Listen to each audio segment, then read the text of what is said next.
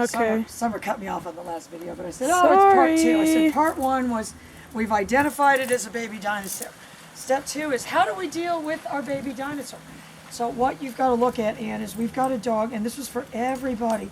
When you've got a dog that's adverse to the equipment, and Candy, if you're watching this, the way they don't get collar-wise is if in the beginning,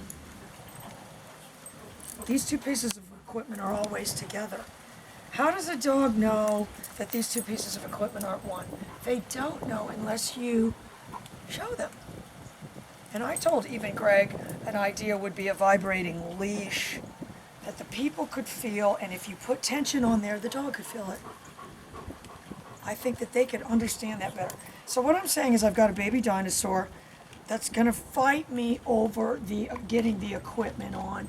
So I need to learn to be as effective as that as possible. So that's what I want you to think of, Ann. Even if you're not taking the dog out on the leash. Yay! Yay! Yay! Yay! Yay! Yay! Yay!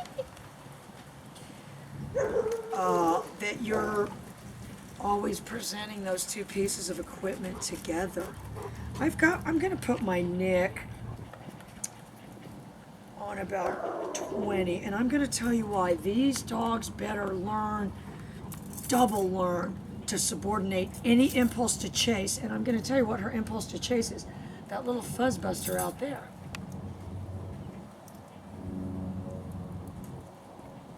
So what I'm going to do, if she goes to jerk me, I'm going to save myself by augmenting the force of the dog hitting the end of the leash with my Nick. She didn't even do it, so, and I'm certainly not trying to set her up. All right, hang on. Precious, precious angel. All right, so now I'm just going to let her know. I haven't hit my pager yet.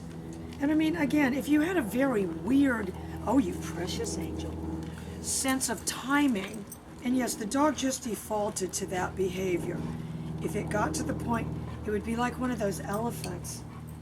It would be like one of those elephants that lays down so that people can get on its back. That would be cool. And I've just honestly, you guys, come more and more to believe that this is what dog training is. It's making it default to the behavior.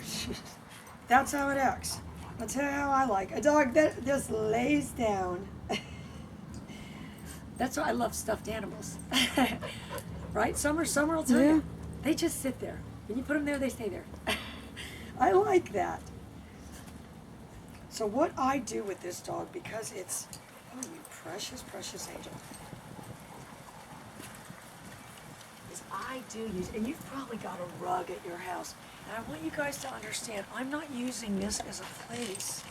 I'm not using this as a as a boundary, as a place. I'm just using it because I don't like to make these dogs clunk down on the concrete. And it does represent something for us to watch. Watch, down. Yay! Precious, precious.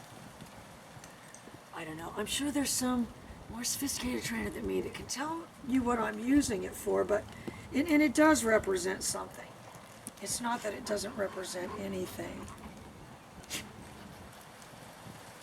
I can tell you what I like, though, that the leash is representing something without really doing it. Down. So if you said, what was the timing of your pager from here to there, from there to there, and if you said, how long was that, I would say, you know, we probably need to get the collar and get the phone and have the timer on it and time. You know, because like one time Ricky saw a video and goes, oh, you were holding it down for like 20 seconds. Yeah, you said and I that. said, yeah, no, it was really only maybe 8 or 9 seconds. So it seemed longer. The pager with a timer on it. Yeah, that probably would help people to know how long to hold it down, because then you could tell them, Generally with this dog, you're Right, holding it yeah, down hold it down approximately. this- All right, now watch. My job is to push it down with the pager. So let me see if I can do that. Down.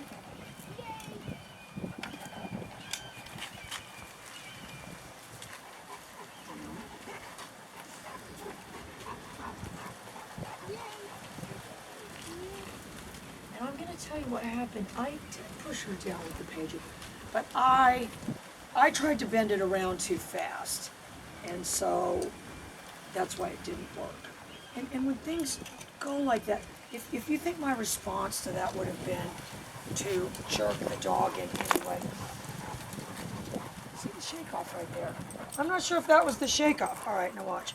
All I'm trying to say to this dog is let's sync up on this one. So let me see here. Down. Down. You precious angel. And I'm going to tell you why my body language. All right. Uh-oh, uh-oh. Get ready, get ready. Get around on this side. Down. Down. Well, she's checks down. She's checks and balances all over him. So now that I've got her down, I can keep her there a little bit.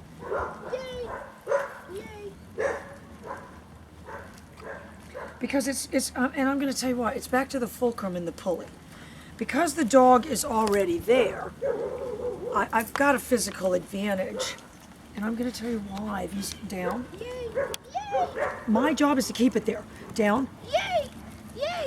By whatever means necessary. If it's to say yay. And I better ask myself, what are you saying with your body language? Maybe.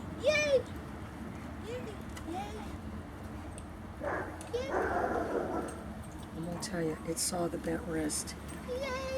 Down.